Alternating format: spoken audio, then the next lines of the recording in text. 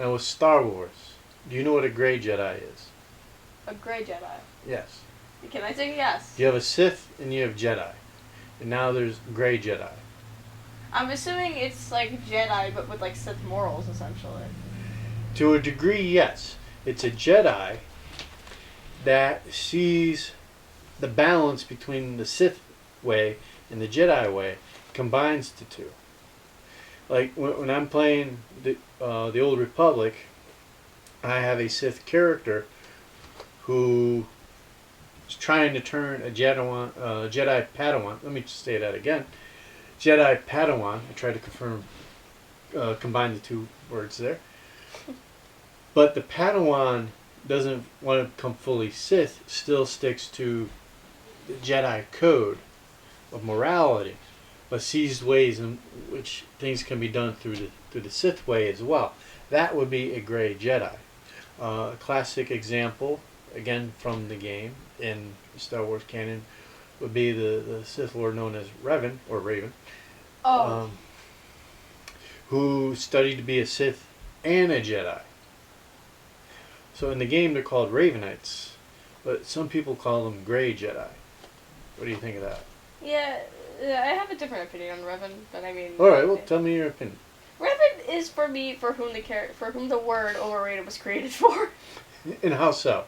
I don't know. It's just like I don't know. I just didn't really enjoy it. He went from this weird position in KOTOR 1 from having this weird thing about not being able to talk because the protagonist is actually Revan the entire time. They bring him back in both the sequels, and it just doesn't feel like an important character to bring back at all, really. Like, I guess he's important in the fact that he birthed the Revenites or the Grey Jedi, but it's just. Interesting. We will have to discuss that another time. I was unprepared for that counterpoint, which doesn't happen often. So. Are you saying that? Wow.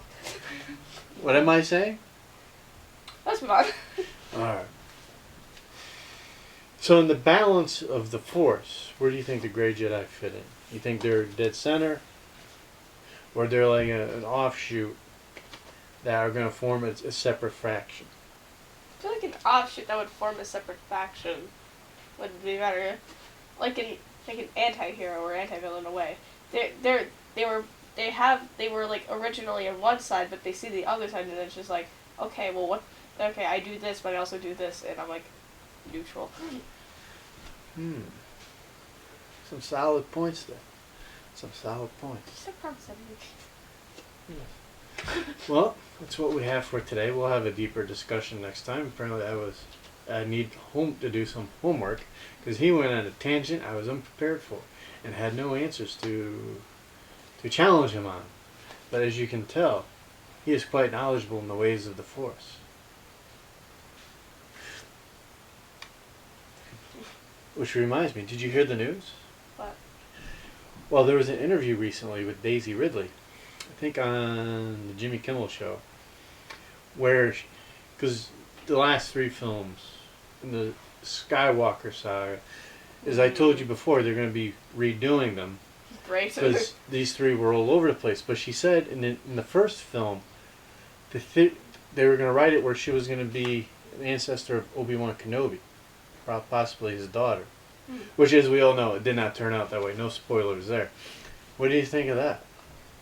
I feel like that would be way, way better. Like, it was interesting. It was a bit interesting with the whole, like, wait, oh no, I got that wrong. It wasn't really interesting with the, I'm actually Emperor Palpatine's daughter, because it doesn't explain, like, how the hell he's still alive. I know. Like, apparently there was some second clone of him, and then he was just like, time to go, and then inherited the clones, but how did this happen? That's a major plot hole. There's a lot of plot holes in these 3 films. Yeah, it should just rename the Skywalker trilogy the Plot Hole trilogy. It's all over the place. They had no direction. What they should have done is the Mandalorian. Well, I wonder why I choked on that for a minute. What Disney should have done from the beginning was have John Favreau have creative control. Because like you did with The Mandalorian, which is very good, which is in that George Lucas vein of the storytelling of the Star Wars canon.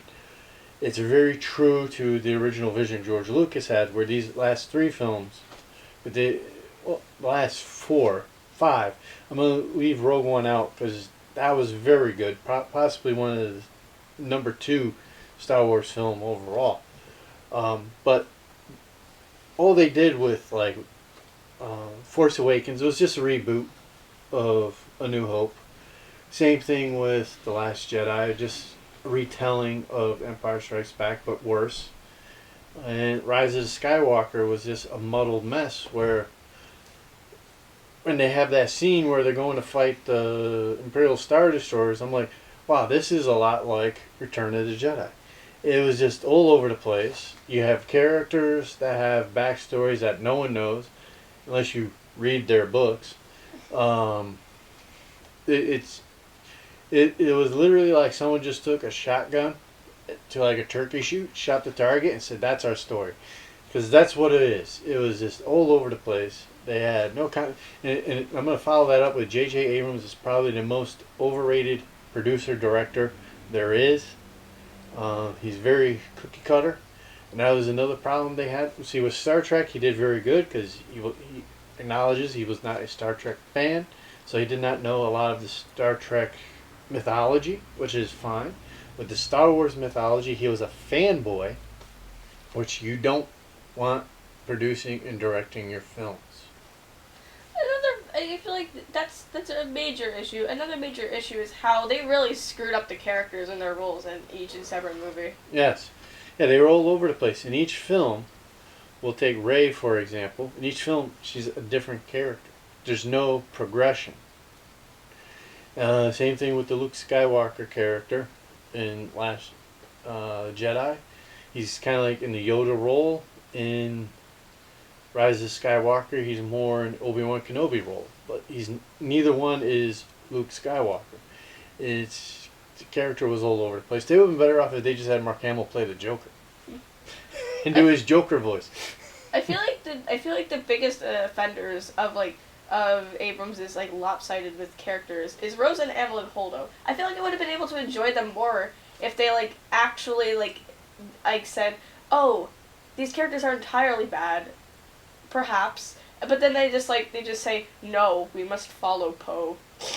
Yeah, that's the thing is if you look at the first 3 films. When I say the first 3 films, Star Wars, Empire Strikes Back, Return of the Jedi, George Lucas had, to his credit, he's a great idea guy. He has great stories. He puts them down on paper, and he should give them to other people to produce. He flushed out the characters. He had these characters. He flushed them out. Even with secondary and tertiary characters, they flush them out. Boba Fett's a perfect example of that. Boba Fett maybe had a total of 5 minutes of screen time in those first 3 films before he did the special editions. And Boba Fett is a cultural icon. You see that with Yoda. Yoda's not a major character. He's a supporting character. But he's as popular as a main character. You see that a lot.